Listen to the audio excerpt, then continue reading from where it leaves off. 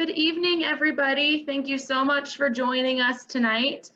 We still have a few people that we're missing, so I'll just start with our introductions as they're still logging in.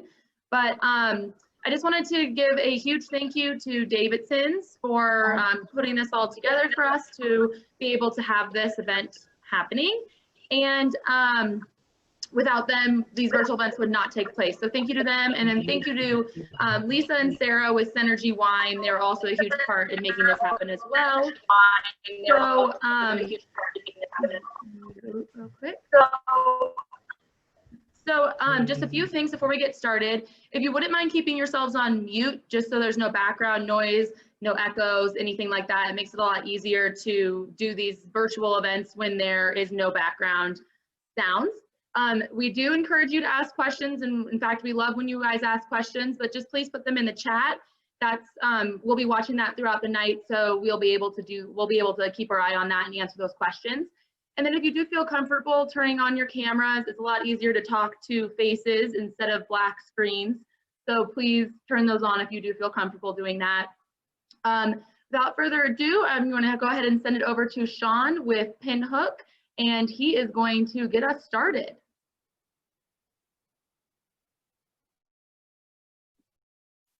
All right, how's everyone doing? I'm actually here and I live in New Orleans, Louisiana.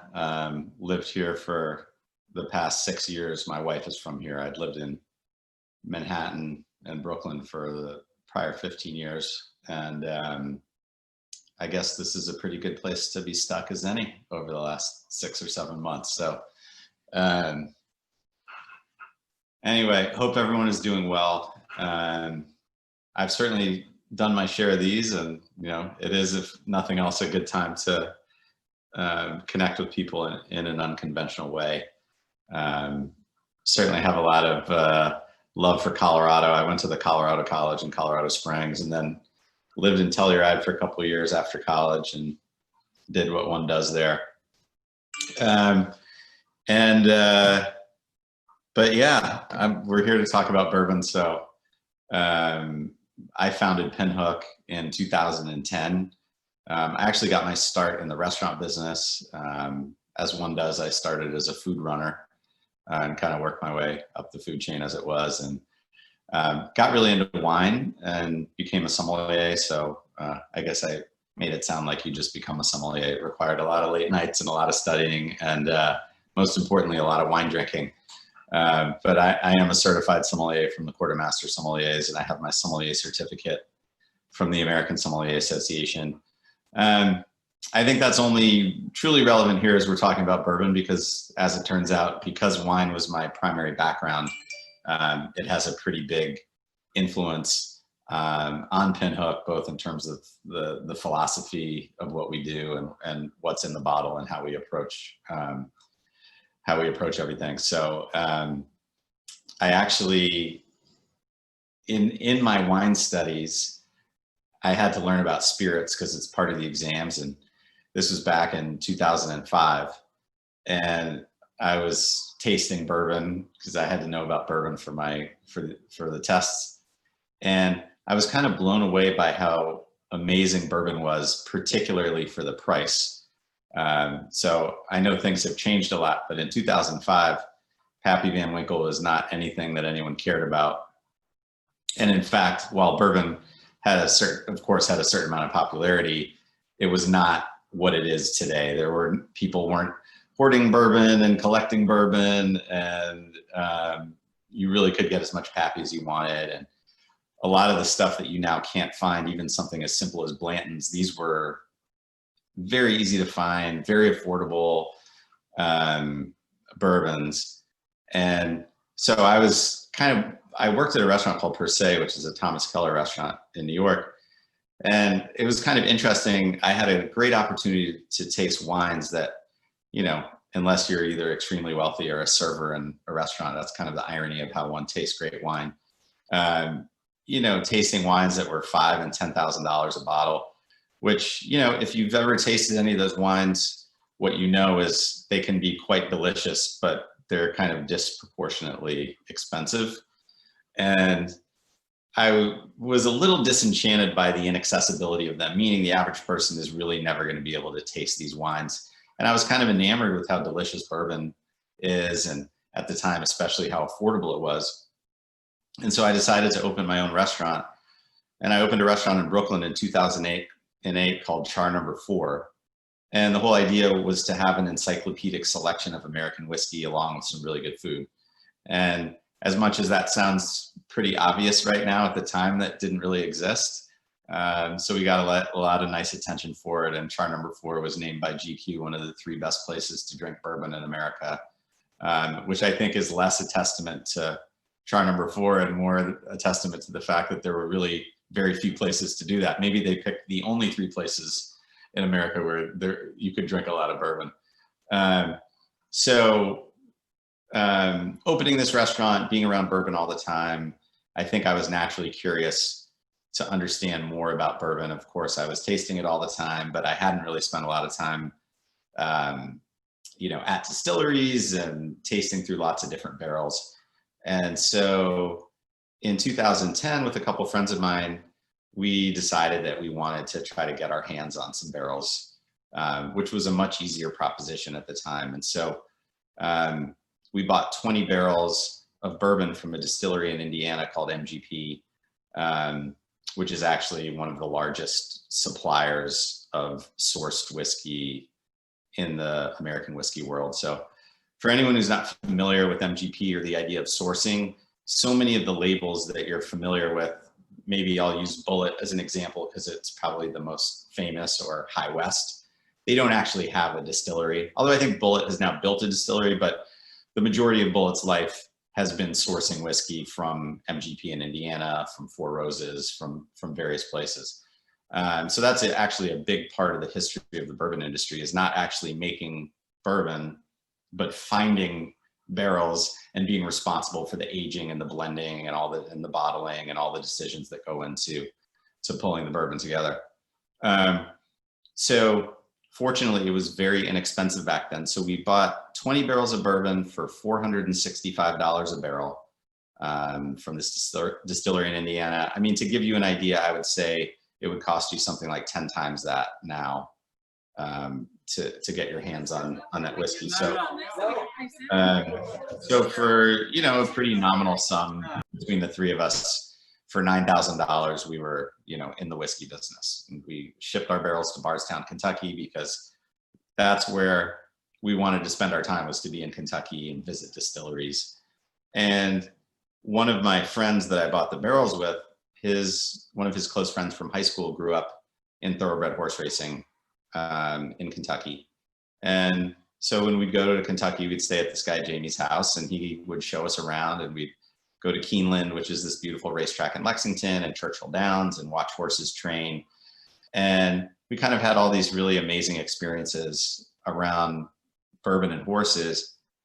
Meanwhile, I had this idea, because again, going back to, let's say 2008, 2009, 2010, the entire bourbon industry, and mostly still is, was based on the idea that you take ever-changing ingredients, meaning the barrels are different, the weather is different, the weather impacts how the barrels age, the grain harvest is different, the mineral content in water is different, so you have all this variability. And instead of allowing the consumer to see the variability, you create a blend that gives the impression of kind of an infinity batch. So the whole idea of, let's say, Maker's Mark is that it always tastes the same. So they probably have to make a batch of Maker's Mark a week to keep up with demand. And every time they make a batch, they're trying to make it taste like the previous batch, going back to whatever batch they made 15 years ago. And so it's kind of like a jigsaw puzzle. You have all these barrels that aren't the same as the previous barrels you made a batch from, and you have this whole barrel universe to select from. And so your goal is to figure out which barrels you can put together so that you can't tell the difference from one batch to the next. Well, I came from the wine world, where you think about wine the exact opposite of that. It's all about the celebration of a vintage. How was the weather this year? How did the weather differ from last year? And basically the reality that the grapes are the grapes. And what are you going to do? You're simply going to make the best wine you can. And people that like wine accept the idea that the 2017 is different from the 2018, and there's some curiosity around the new vintage versus last year's vintage, and tasting multiple vintages over time and understanding how different vintages can be from each other. So my kind of initial idea, having a wine background, was why can't we do that with bourbon? Why can't we look at a group of barrels as an opportunity to create a unique vintage of bourbon and have no interest in replicating what the previous vintage tasted like? Simply try to make the best whiskey, not the same whiskey. So that was kind of the idea that we started with. And sorry, I kind of ping pong back and forth, but then that was already knew I wanted to do that. And then we were spending time in Kentucky with our friend Jamie in the horse business, and he was explaining a big part of his business is called pinhooking. And a pinhook in thoroughbred horse racing is when you buy a baby horse based on its lineage with the explicit intent of selling it for a profit when it's mature and ready to run, and someone else races the horse. And so we connected this idea that we were pinhooking bourbon. We were buying baby bourbon barrels based on their lineage. We didn't know how they were going to turn out. We were hoping they would turn into thoroughbred whiskey, but we were going to hold them until they were ready to drink. And then Jamie also manages a racing stable called Bourbon Lane Stable. He names, and at the time, named every horse in his stable with bourbon or rye in the name of the horse. And so it all just came together very organically as a group of friends. And we had this vintage idea. And we asked Jamie, what if every new vintage of Pinhook is connected to an active racing thoroughbred in your stable, and that horse kind of marks the vintage? And the thing that we thought was fun based on our experience was, you know, Maker's Mark and some other folks were doing commemorative bottlings for a horse that had already won the Kentucky Derby. We thought it would be fun to look at these horses that basically had been in one or two races or no races, and to follow, and so that kind of through the whiskey, you could follow the career of the horse and see how it did. And if you go to our website, you can see the actual horse, how many races they've been in, you know, how many races they've won, where they finished, and all that kind of stuff. But as fun as the horses are, it really is all built around the idea of them expressing our kind of perspective and philosophy around American whiskey, which is, you know, as much as wine is, it's a natural product. One thing that's really cool about bourbon, only 3 ingredients are allowed: water, grain, and yeast. And maybe some people would consider the barrel a 4th ingredient. Unlike Scotch, you can't add any coloring. You can't add anything to it. So all the color and the flavor, everything is coming out of the barrel and out of the distillate. And as I was saying, because grain harvests are different, because mineral content in water is different, because the weather is different and the barometric pressure is different, and each barrel is its own little microclimate, you have all of this variability. And so the excitement and the idea of Pinhook is showcasing that variability through blending, and giving people, hopefully in the same way with wine, maybe one thing, if people ever complain about Pinhook and you could say it's the negative, is maybe you really like last year's vintage, and then somehow this year's vintage is not as much to your liking. But hopefully the curiosity and the interest outweighs, you know, if that's the downside. I guess the flip side is maybe someone was like, last year's was pretty good, and then they taste the 2021 vintage and they go, oh my God, this is my favorite Pinhook I've ever had. And they can taste them side by side. And then maybe like wine, you change your mind and you're like, God, I used to think 2020 was my favorite, but I'm kind of liking the 2019 now more. And so I think it's meant to kind of spark conversations in whiskey, similar to the ones that exist in wine. So one last piece before we get into tasting. As I mentioned, we started by sourcing, which again is a very common aspect of the bourbon world.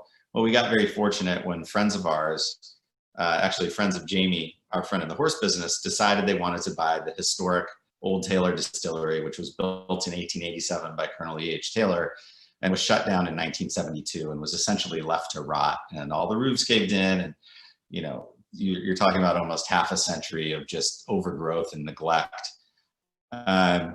So they decided they wanted to bring the distillery back to life. This is and the distillery is right outside of Lexington. It's in Woodford County. It's 3 miles from Woodford Reserve. And they knew that they needed to do what's called contract distilling, which is different from sourcing. So a source is when you find someone who already has barrels and you buy from them. Contract distillation is where you actually have a contract with the distiller, and in some cases get to customize your recipe. And so they're making a specific amount for you each year, so you have a little more control. So they knew they wanted to have contract distillation, and we were the first people they asked to hop on board.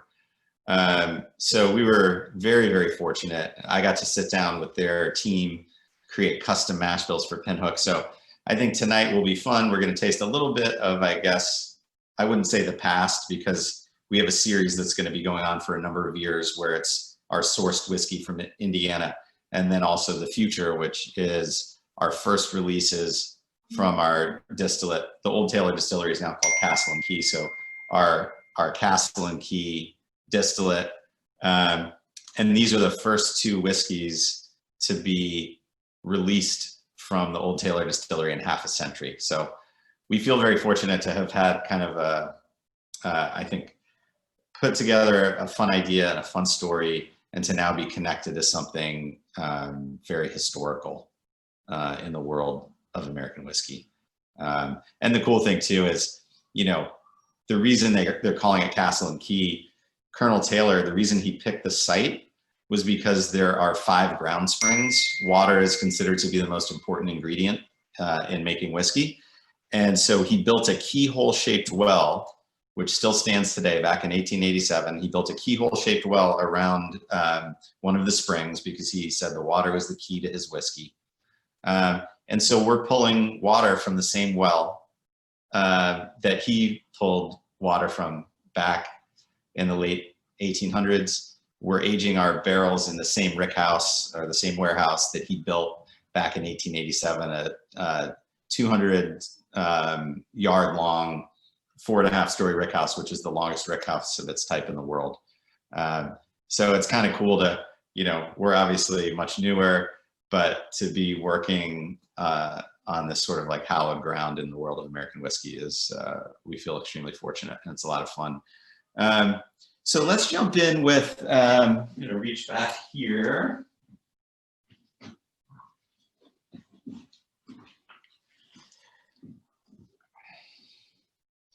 So the first whiskey we're tasting is our rye. You can kind of see from here. So the Noli Novak, who's the artist who does all the portraits for the Wall Street Journal, she does a hand drawing of each horse. So this horse's name is Ride On. This is a 2.5-year-old rye distilled at Castle and Key. It's 97 proof. It's a very unique mash bill. It's 60% rye, 20% barley, and 20% corn. It's the 20% barley that makes it very unique. You really don't see much high barley content at all in the world of American whiskey. Primarily, when you hear distillers and distilleries talk about barley, they say that you need it for fermentation because it has a lot of sugar. And obviously fermentation is all about sugar. And so barley has a lot of fermentable sugar in it. It is good for, as they'll say, like enzymatic reasons and like kicking off fermentation. Of course, single malt Scotch is one of the most complex whiskeys on the planet. So the idea that barley doesn't contribute anything other than sugar is, you know, a kind of weird narrative. And I actually got to the bottom of the weird narrative, which is that it turns out that malted barley is the most expensive ingredient. So especially if you think about this long period of time from the early 70s to really like 2011, 2012, where the bourbon industry was doing extremely poorly, they had every reason to spend as little money on their ingredients as possible. But I found when I was tasting, I didn't actually set out to make a high barley mash bill. I just had the opportunity to taste a bunch of mash bills with a bunch of different yeasts as what's called white dog or white whiskey, so unaged whiskey. And I thought that the high barley was incredibly complex compared to some of the other mash bills. And so that's what I selected. I don't know. I don't like to get too bogged down in tasting notes, but if anyone wants to chime in with anything via the comments that they think they're getting. I mean, I think too, the thing about tasting notes is it's not very helpful to run off a list of 20 things. Sometimes it's nice to just focus on a couple of things. One thing I always get on this is spearmint. I think it's very minty. And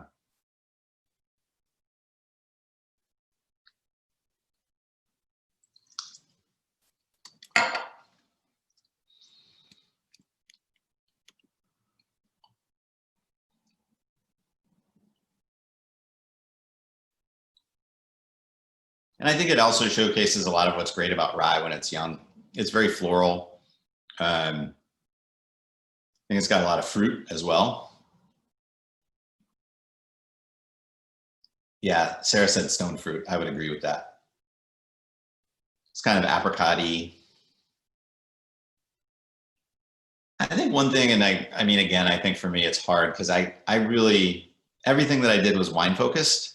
And so it's hard for me to not think about whiskey like wine. And I think one thing that wine is really good at is kind of framing how certain wines are good in certain situations, right? Like Muscadet is great with oysters. And, you know, if you're going to drink red wine with oysters, you should drink, you know, chilled Beaujolais, and chilled Beaujolais is also great with steak tartare. And if you're having duck, Pinot Noir is great. And just thinking about the versatility of different styles of wine and how they apply to different situations.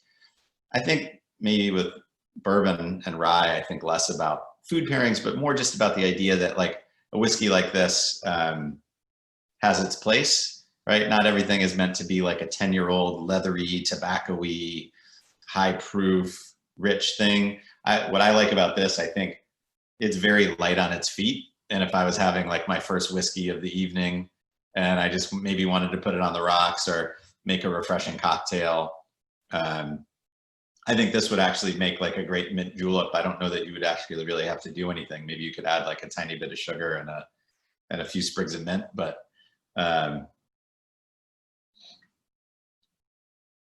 oh, so there's a question. Would you say American whiskey is stronger than Irish whiskey? What's the difference? The biggest difference with Irish whiskey is that it's distilled 3 times. So it tends to lead to like this lighter, almost more candied flavor profile. The number one thing that separates American whiskey, specifically bourbon and rye, from any other whiskey in the world is by law, it has to be aged in a new charred oak barrel.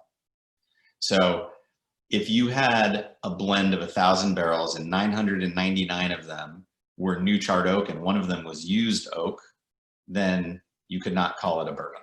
You can call it an American whiskey. So when you see something that says bourbon or rye, you know that it was aged in new oak that's charred. And I think the kind of sweetness and the intensity of that char is really what separates bourbon and rye from everything else out there. I mean, look, some people kind of dabble and they like Irish whiskey and Canadian whiskey and Japanese whiskey and Scotch, and they like everything. Generally speaking, like Scotch lovers don't like bourbon because they think it's too sweet, and bourbon lovers don't like Scotch because they think it's too dry, if you want to kind of get into the sort of standard tropes about whiskey. But I think the Irish whiskey is a good question with this one, because I think someone could confuse this for an Irish whiskey, to be honest, because I think it has a kind of candied fruit and florality to it that I would associate with Irish whiskey. You know, and part of that is the youth. And also keep in mind too, this is our entry-level rye. It's 97 proof, right? A lot of entry-level whiskeys are 80 proof. 80 proof is the lowest proof at which you can bottle a bourbon and rye and call it a bourbon or rye. So 97 proof is almost bottled and bond. So we're not talking about something that doesn't have any weight to it. So what I mean, easy for me to try to compliment what I do, but what I like about this is I think that it has a lot of balance and a lot of nuance, but it's not a lightweight whiskey, right? 97 proof is like a real whiskey, and it can stand up to some dilution in a cocktail.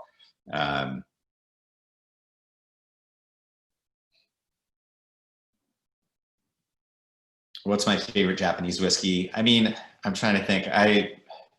At my bourbon bar, we had a fun collection of some Nika whiskeys from way back in the day before Nika was even imported into the United States. So I have a soft spot for those for sure.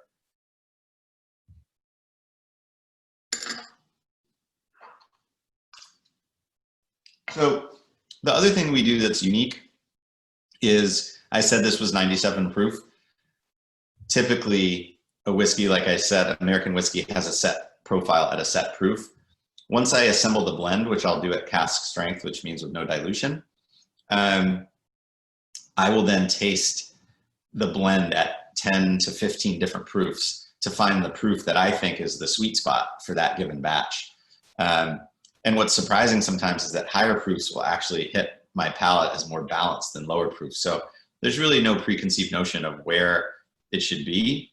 It's just me, at least to my palate, tasting and saying like, where does this particular batch want to be? And so as you go from vintage to vintage of our ryes too, you'll see that the proofs will also bounce around. And I think what's fun is, you know, next spring, we'll have our new vintage of Castle and Key. Will still be green wax because that's the color for all of our everyday rye.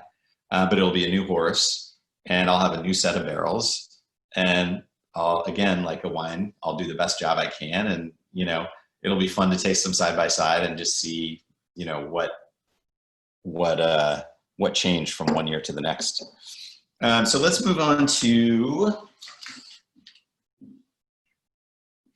so this is our first bourbon, Bohemian bourbon, our first filly, which is a female horse, our first bourbon to be distilled at Castle and Key. This is 75% corn, 15% rye, and 10% malted barley. I would call that more of a traditional mash bill. As much as I went for something a little different on the rye, with the bourbon, I was thinking a little bit more about what made me fall in love with bourbon, which is that kind of quintessential sweetness and fruit and kind of like butterscotchy notes. So, but that said, you know, completely different distillery and stills, and so hopefully unique from other bourbons out there. So I think it's the power of suggestion. Everyone says this one smells like oranges. I think it probably does. Could be the wax that's fooling everyone, but and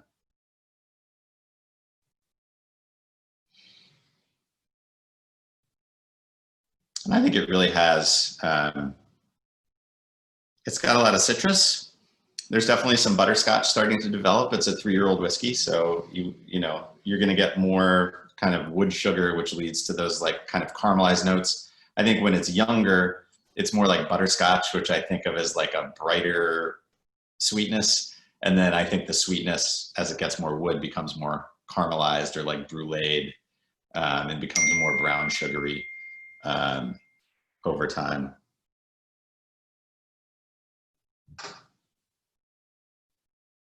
You know, more than my own tasting notes, I like other people's tasting notes. Someone said the other day, and I wouldn't disagree with them now that I smell it, there's something nutty about it. Like it has a roasted peanut quality to it. And then I actually had in my original tasting notes that it was like brioche, which I think you can smell grain, but it's like a sweet grain. And so that's what reminds me of brioche. And so I think someone was like, then it's like peanut butter and orange marmalade on brioche.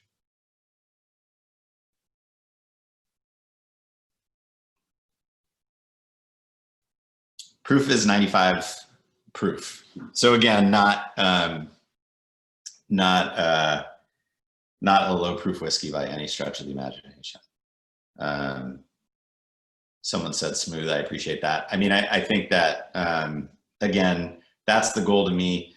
I think if I think about my wine background, right, the goal, you're looking for aromatic complexity on the palate, balance, length of finish. And for me, really importantly, is alcohol integration. You don't want the alcohol to hit you as hot. There are wines that can be high in alcohol, but you don't feel the alcohol because of the balance and the acidity and all the other components in the wine. And so I like to think of how that can be achievable in whiskey.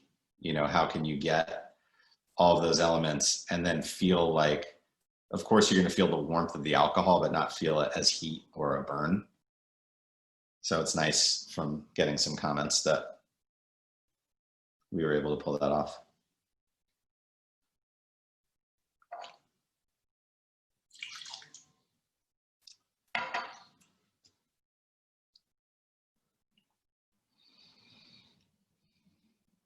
I think it's got a nice long finish too. That's what I really like. I think on the finish, you're really getting this kind of candied citrus and butterscotch. I mean, kind of cool to think, and it's really what I love about bourbon, right? Like I said, it's 3 ingredients.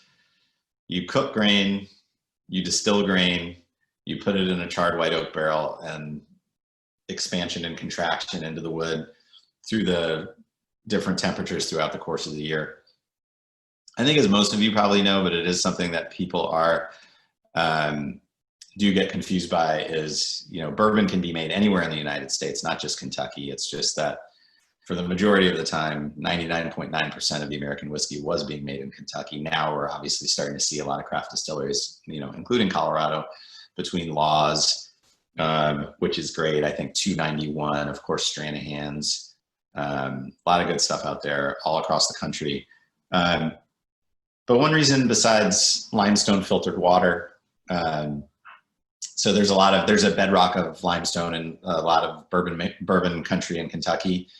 And so the water is going through limestone, being filtered through limestone, and limestone filters out iron, which is an unwanted flavor, and adds calcium and magnesium, which create complexity during fermentation. Calcium is also the reason why many people believe that there are so many great thoroughbreds from Kentucky, because the horses are drinking water the water is strengthening their bones. But after that, it's really just the weather. And so that's the other thing about Kentucky. I think last February I was in the Rick House at Castle and Key, and it was -4 degrees. And so you really get these extremes of weather. So if you're in Kentucky in the winter, it feels like the Northeast. It's very cold. If you're there in the summer, it feels more like the South, and it gets legitimately hot. And so during those colder months, the whiskey is pulling in and contracting, and in the hotter months, it's expanding out.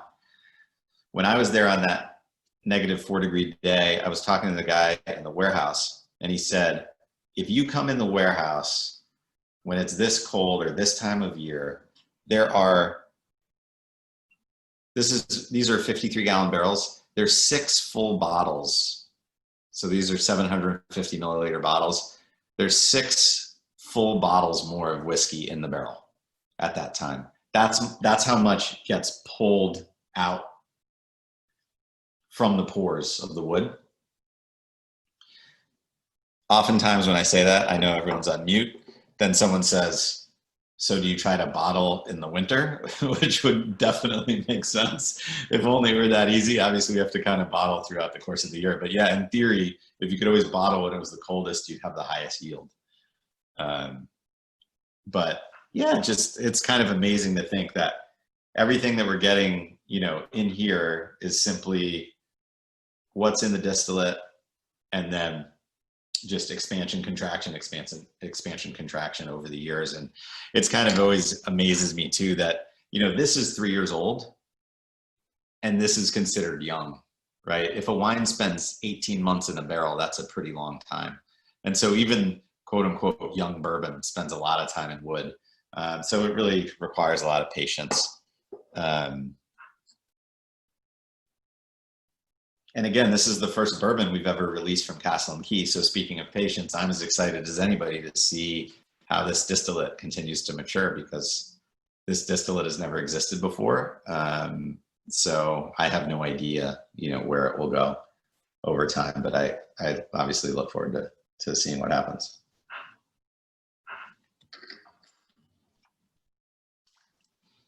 So let's jump into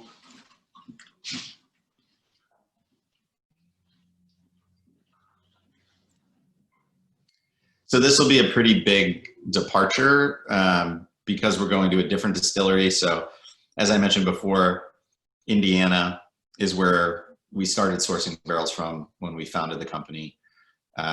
And we still have barrels that remain that we've purchased. And so the majority of what we're doing moving forward are bottlings from our Castle and Key distillery. And someone asked, yeah, it is in Lexington, so it's about 20 minutes from the Lexington airport. So we actually didn't anticipate that we were going to have this opportunity, and so we have our barrels of MGP. And I was trying to think of something interesting to do with our MGP barrels that would also be different and feel special and separate from our Castle and Key distillate. And so again, as you know, I'd say per usual, I end up kind of leaning on my wine background. And the thing that occurred to me was everyone loves a vertical of wine, right? It's the idea of tasting a series of vintages of wine from, let's say, 1990 to 2000 or whatever the case might be. So the difference between wine and bourbon, well, many differences, but one of them is that wine continues to age in the bottle. Bourbon really, I mean, to some extent it ages in the bottle, but it really continues to age in the barrel.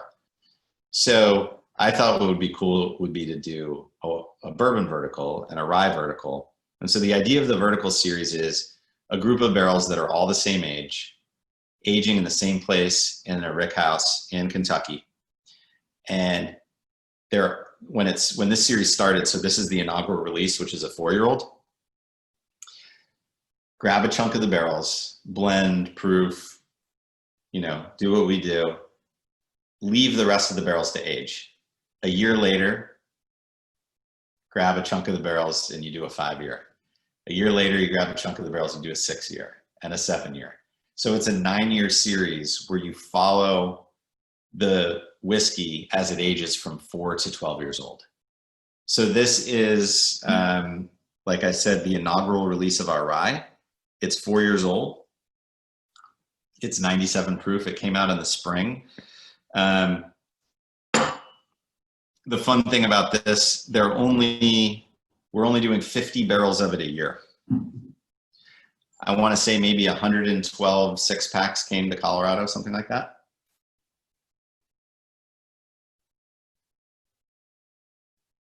I always like to tell people, even though they understandably think that I'm being self-serving, but I genuinely try to say this objectively.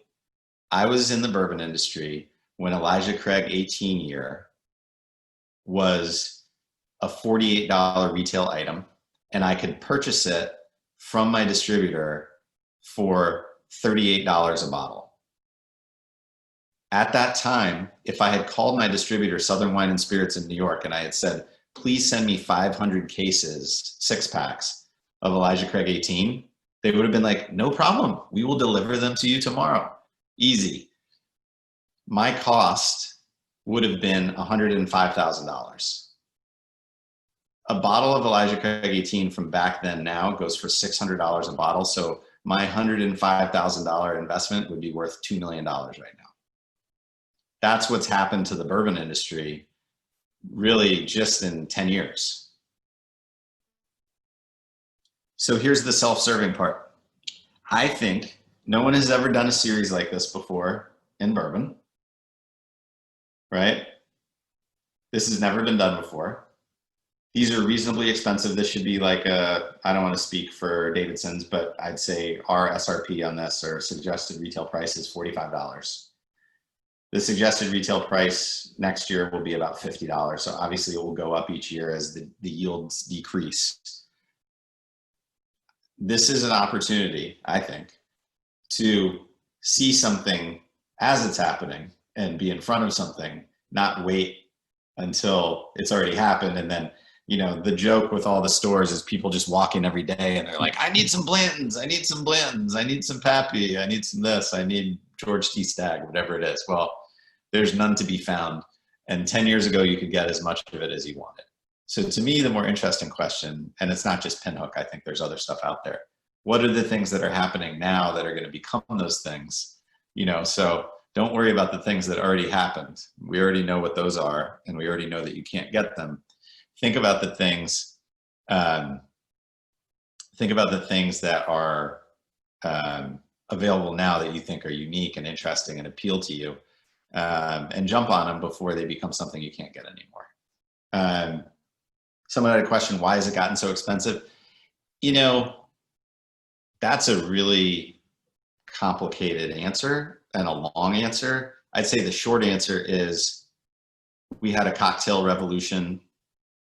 The cocktail revolution led to the recreation of classic cocktails. Classic cocktails led to the Manhattan coming back. I mean, we take it for granted that you can just walk into a bar and say, I'll have an old fashioned, and someone will make you a nice one, but that wasn't true, 10 years ago.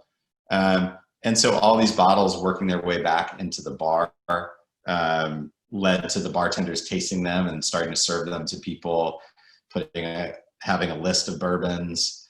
And then the bourbon industry understanding that there's a consumer out there that wants to treat bourbon as a fine sipping whiskey and start packaging, marketing, blending to create things that are appealing in that way. And then there were certain brands like a Pappy Van Winkle, when there started to be all this interest in bourbon, that were one of the few that were kind of positioned as a premium product, and they weren't making very much of it. The irony, of course, is the not very much they were making was too much because they were unable to sell all of it. But the second there was a level of interest, and the level of interest was far beyond any level of interest that existed before, the minute amount they were making, which all of a sudden had a global demand, turned into, so let me give you an example from my restaurant. When the annual Pappy release came out, I used to be able to get cases. Like I would get a full 12 bottle case of Pappy 20. I could get multiple cases of the 10-year. There wasn't very much of the 13-year rye. I'd get a couple bottles of that. I'd get a couple bottles of 23. So essentially I could get as much as I wanted. Once things hit like that, and then kind of the boom started, then I would get one bottle of Pappy 20, one bottle of Pappy 15. So it just immediately contracted because, all of a sudden there were all these people interested that weren't interested before. And I think it's cool because it wasn't ignored. It's a great American spirit, it's a great product. And interestingly, the people that had made it over the years, I think, shortchanged it by never promoting it as something special.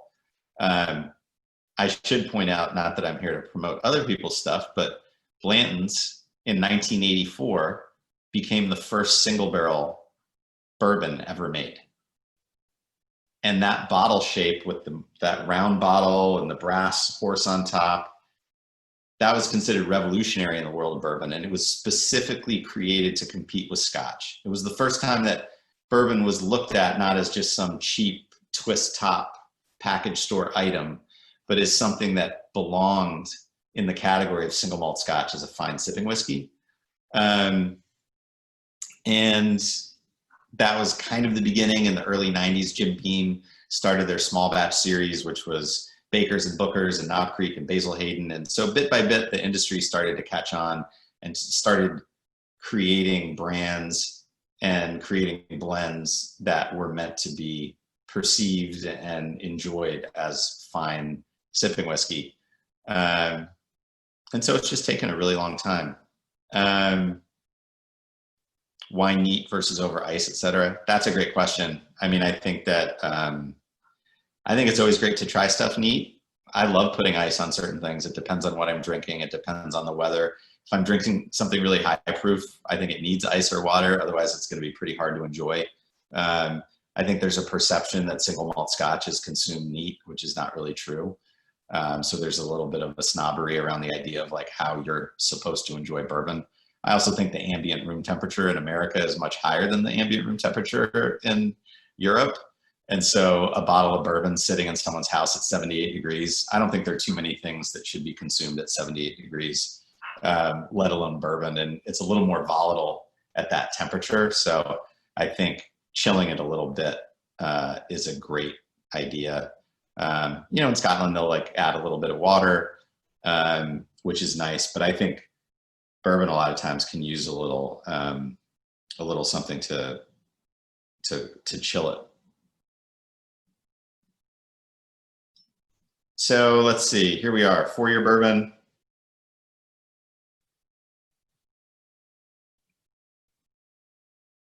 I mean, it's just so different. I mean, I think you can see besides the different mash bill, how a year of age.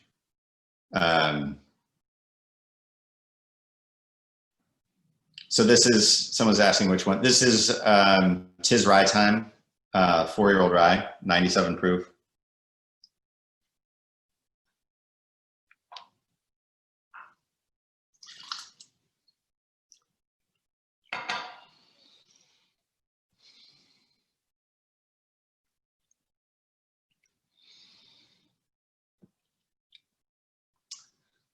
I agree with you. I like the 4-year vertical rye too. Someone said port. Yeah, there's a richness to the nose, and maybe like port, kind of like a kind of raisiny, almost like figgy, jammy quality to it. I mean, this makes a really good, this would make a great Manhattan or an old fashioned, but it's also a good after dinner sipper.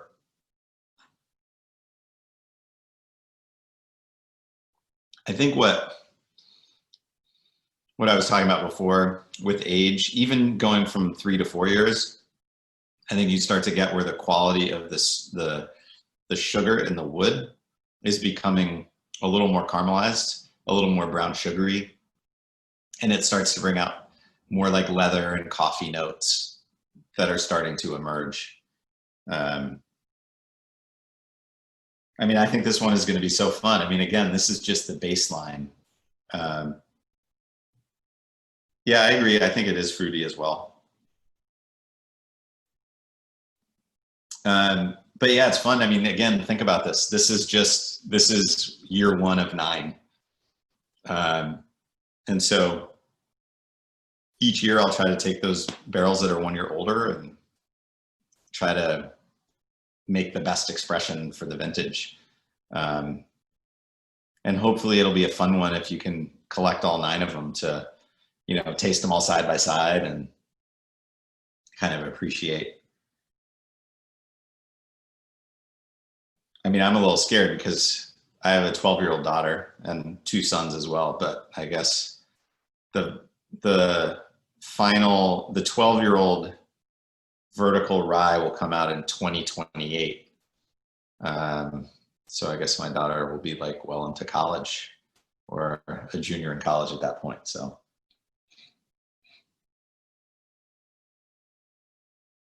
everyone like this one? Yeah, the bottles are corks, not screw caps.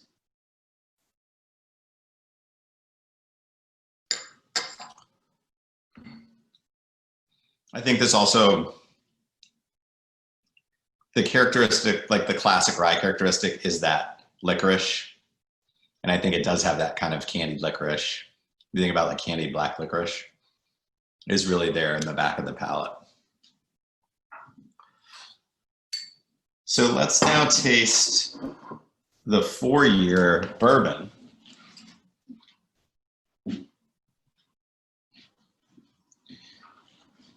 So the bourbon is actually released first. So the bourbon comes out in the fall and the rye comes out in the spring. So we're actually, this is the 4-year. We are in mid-October, the 5-year is coming out. I can actually show you. And I'm not just saying this for hyperbole and dramatic effect, but you all are the first people to even see it. As you can see, I enjoyed my bottle. So this is the 5-year vertical. So kind of the idea behind it is each year it's the same horse. It's a horse called Bourbon War. And obviously each year you see the age statement go up. There's this is 2019, this is 2020. And then each year we do a new geometric shape, which is inspired by jockey silks. So last year it was the chevron. This year it's this cool half circle.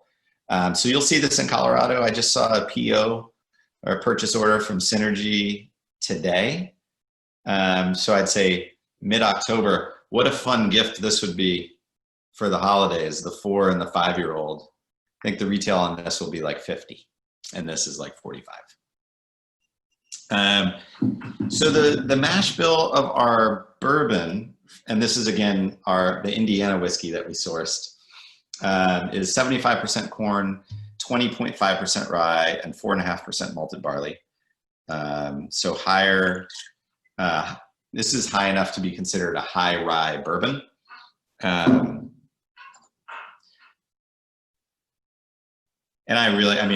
I wish, or maybe we should do this again in a year, we can taste the 4 and the 5 next to each other, but it really is fun. I've really enjoyed doing the side-by-sides.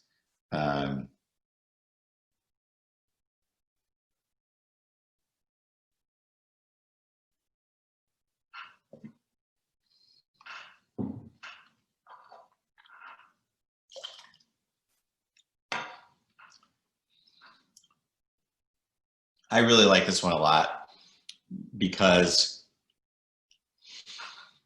to me, it's like quintessential bourbon. I honestly, at this age, I don't think there's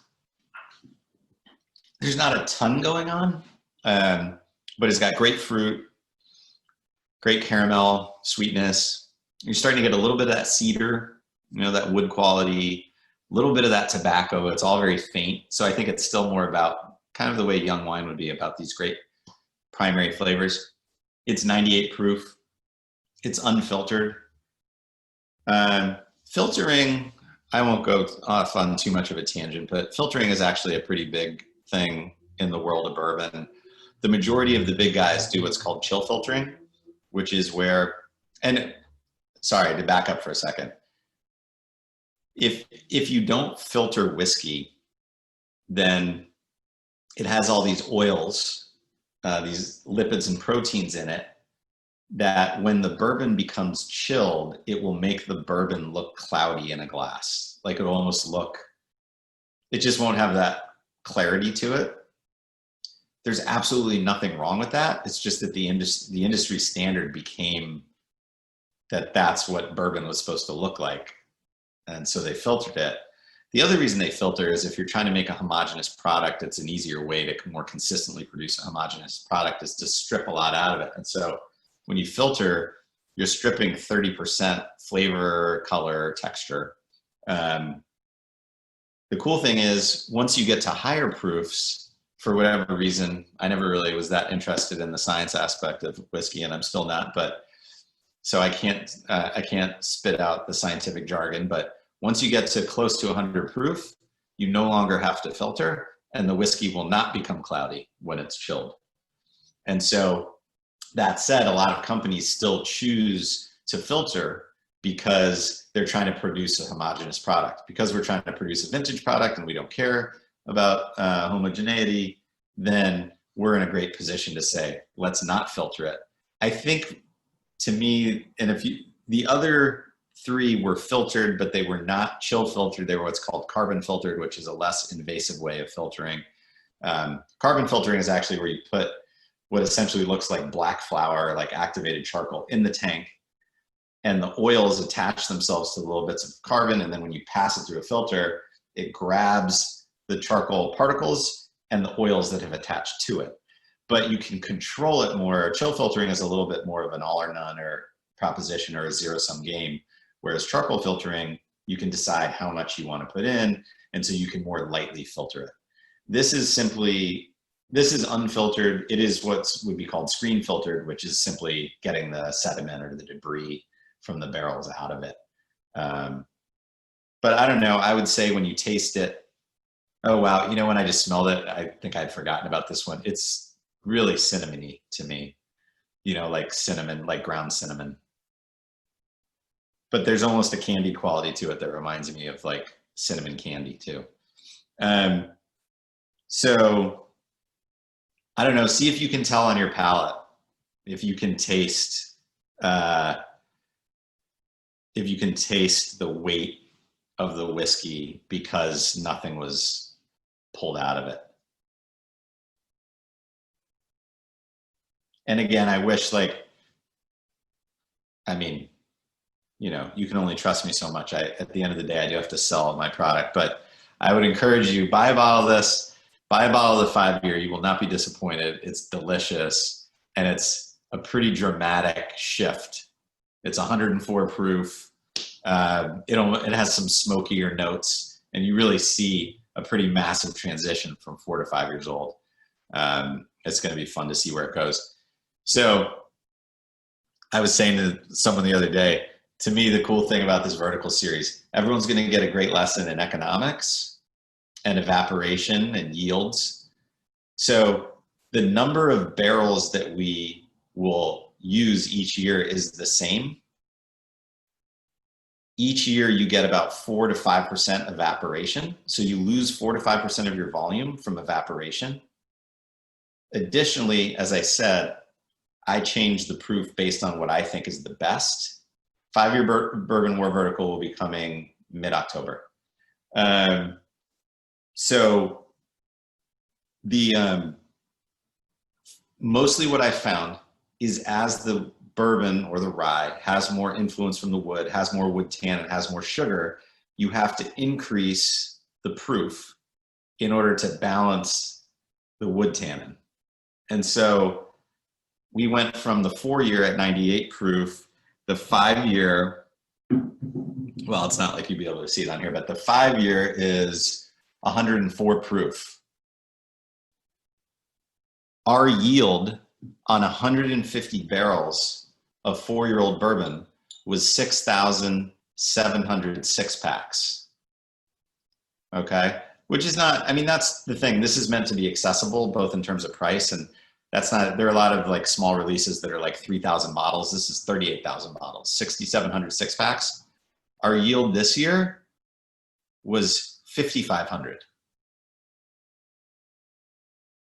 So imagine what's going to happen as we march towards 12 years old, as we're getting 4 to 5% evaporation plus what I assume will be gradually increasing proofs. So the yields will become lower and lower. I would say, I get a lot of people asking me, how would I ensure that I could get a bottle of this each year? And I think the cool thing to what I was saying before is, I don't think everyone's caught on to this yet.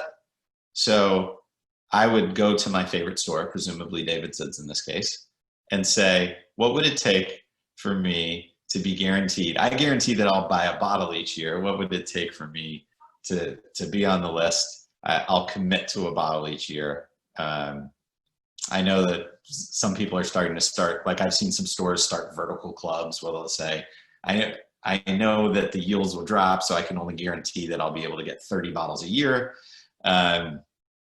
So let's decide how many people we can, you know, and of course the store would have to talk to Synergy, the distributor, and say, hey, you got to make sure even as your allocations or your amounts are decreasing, that I need to know how much I'm going to get, that you can commit to me, and then turn around and tell the consumer. Because I think that's what's become the problem, is that there are things that people want they truly can't get. I think this is still early enough on that if you jump on it now and come up with a plan, then you should be able to get it for a fair price every year all the way through. Everyone get the cinnamon on this or no? To me, it's kind of a strong note on the nose anyway.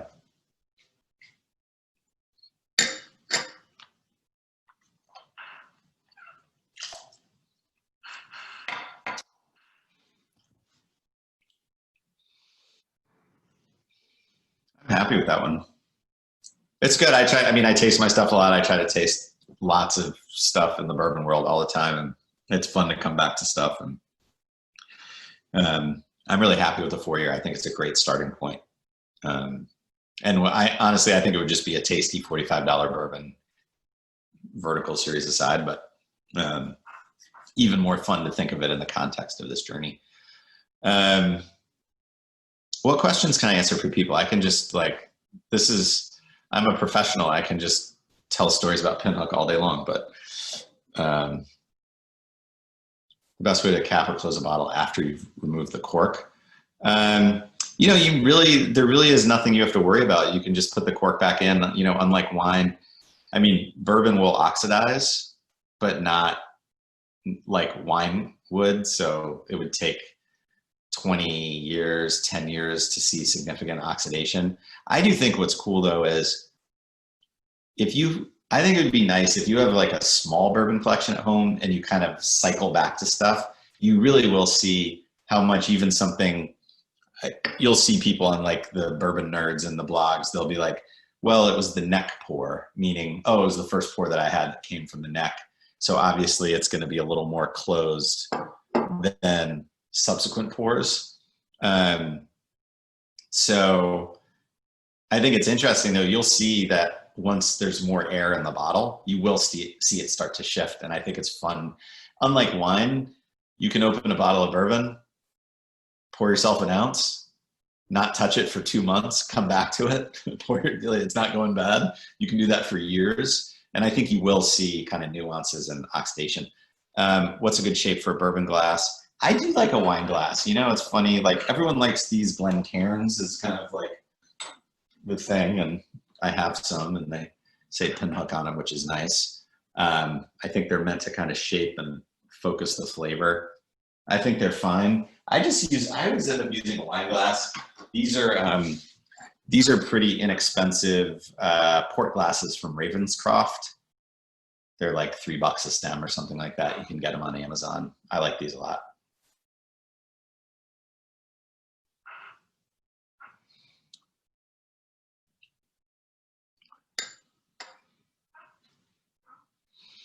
I also know from looking at the list earlier besides what we tasted, I know that Davidson's has a number of other products, releases that we have.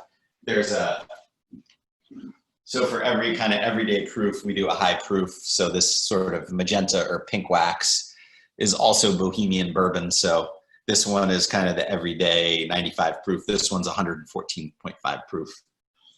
Oh yeah, so someone said, what are the samples behind you? So thanks to, normally I do all the blending at the distillery, but thanks to COVID-19 and hardly the worst casualty, I do all the blending remotely.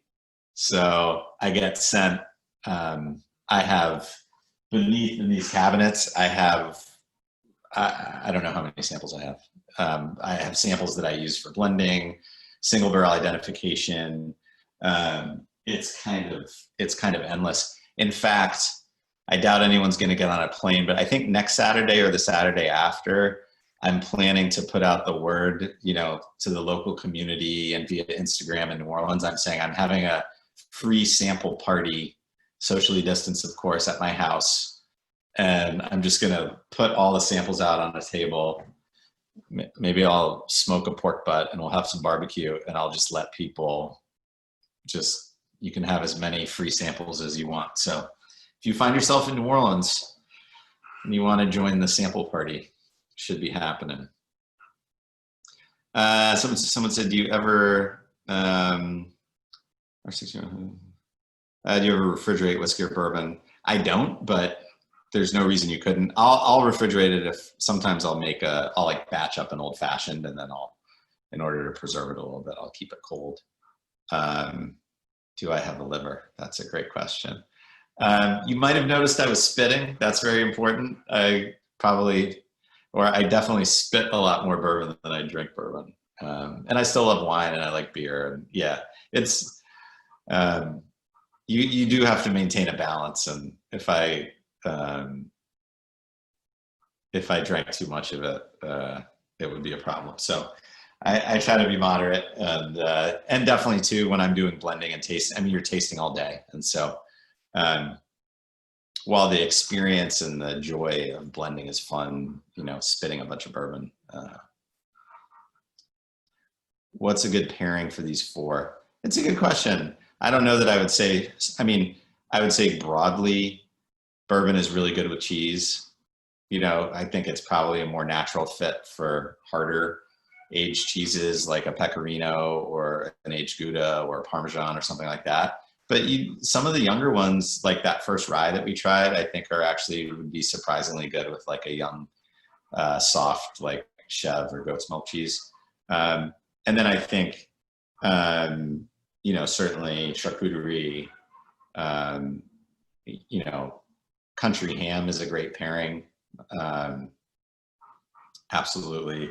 And then I think the classic, and they go well together, but obviously like smoked meat and barbecue and that kind of stuff is always a good bet as well.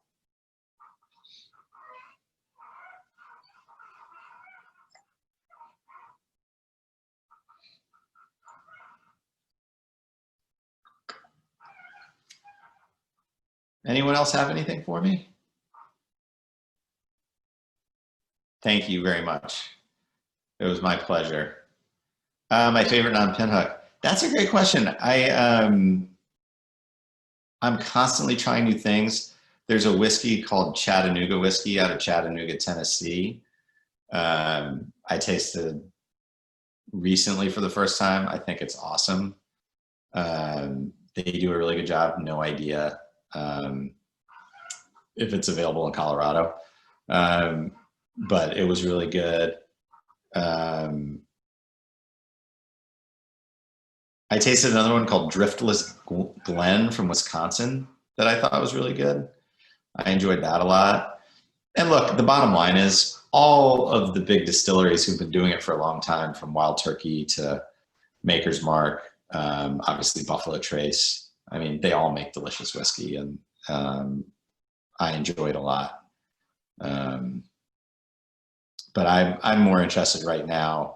I kind of know all that stuff, and so I'm curious about. There's another newer distillery called New Riff in Kentucky. There's one called Peerless. They're doing a nice job. Wilderness Trails, another one. I don't know if they've made it to Colorado. They're doing really nice stuff.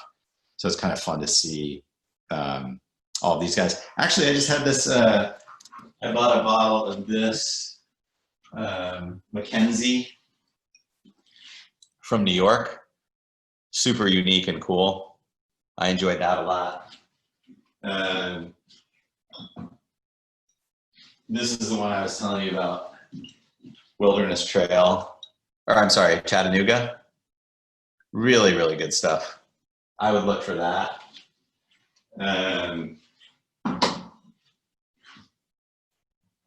This is New Riff. Again, I don't know if they've made it out your way yet, but they've definitely become a big deal. People love it. I think they're doing a good job. Kind of a new wave place in Bardstown, Kentucky called Bardstown Bourbon Company. They're doing a lot of experimental stuff. That's really fun. A friend of mine works at this distillery in Austin called Still. That's really good. I was really impressed with that. But yeah, endless stuff to, endless stuff out there. Sorry, my view on breakage bourbon, I wasn't sure. Not sure I'm following that one. Oh, Breckenridge. I haven't tasted Breckenridge in a while. I mean, Breckenridge is sourced from MGP as well. I think they have a small still, but ultimately they're sourcing from the same distillery that we are as well in Indiana. But I think they, but I honestly haven't, that's an interest, this is why I love talking to people about bourbon, because then that reminds me, I'm like, oh, you know what, I should try Breckenridge. It's been too long. I would be curious to see what they're up to, for sure. Watered down. Yeah, I wonder what proof they're bottling at. I think it's kind of hard to bottle at a really low proof and still maintain a lot of the kind of intensity. I think that's kind of the balance, is like, can you have, like I was saying, nuance and subtlety, and then also by the same token, like you want there still has to be some like tension and intensity in the whiskey, I think.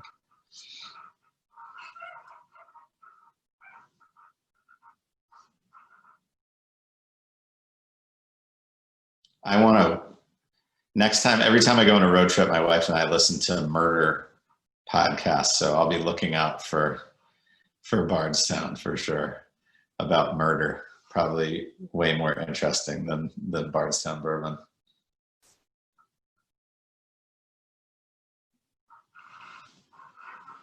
Bear Creek Distillery. Haven't visited. I used to get to Colorado at least once a year to run around and do Pinhook stuff. So I can't wait to get back. All right. I'll see if I can find it.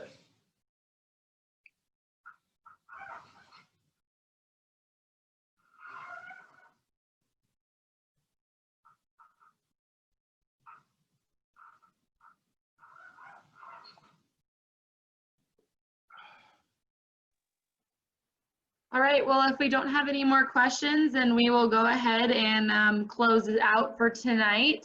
Thank you, Sean, so much for all of your time tonight and great information. We really appreciate you being here, and I know that everybody really enjoyed the whiskey, so thank you so much.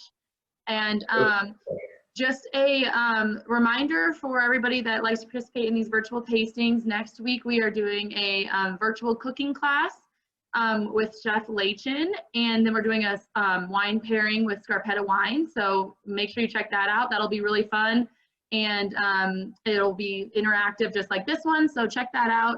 And just a last minute thank you to Davidson's and Synergy for all of their help on this event and their support. And thanks again to Sean. We really, really appreciate you being here. Thanks everybody. Have a great night. My pleasure. Thank you, everybody. Really appreciate your time. Thank you.